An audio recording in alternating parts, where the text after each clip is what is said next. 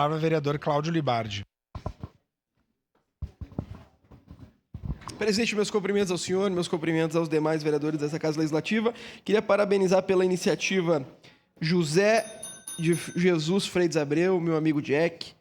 Parabenizar a Rose Frigieri, Andressa Bassani Malma, minha amiga vereadora Andressa Marques, vereador José Pascoal D'Ambrosio, meus cumprimentos ao senhor, vereadora Stella Ballardim, pela propositura dessa lei, essa Casa Legislativa pela rápida tramitação, pela construção de uma cultura de paz, Rose. Eu queria parabenizar quem escreveu a justificativa dessa lei, porque a justificativa ela é muito pertinente.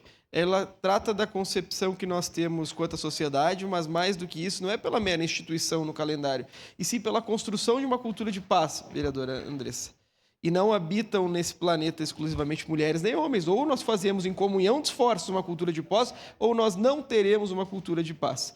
Parabenizar o relatório do vereador Cristiano Becker, e queria agradecer pessoalmente aqui, presidente, a vereadora Daiane Mello, que era relatora desse processo na CCJ, me autorizou a apresentação do relatório. Muito obrigado à senhora, a todos que compreenderam, o vereador presidente Daniel, para que nós pudéssemos ter a votação hoje, vereadora Rose. Parabenizar a todos pela proposição, mas mais do que isso, pela construção de uma cultura de paz. Esse é o nosso objetivo real dentro dessa Casa Legislativa e dentro de toda a sociedade. E uma cultura de paz nós só fazemos em comunhão. Não adianta muitas vezes promover alteração legal quando se não altera a cultura. A lei é a cultura positivada, eu vivo falando. Então vamos atacar a primeira cultura, vereadora Rose Frigieri, para conseguir garantir ainda mais a emancipação das mulheres e, mais do que isso, a segurança das mulheres através de uma cultura de paz.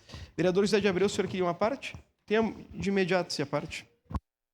Obrigado pela gentileza, vereador Cláudio.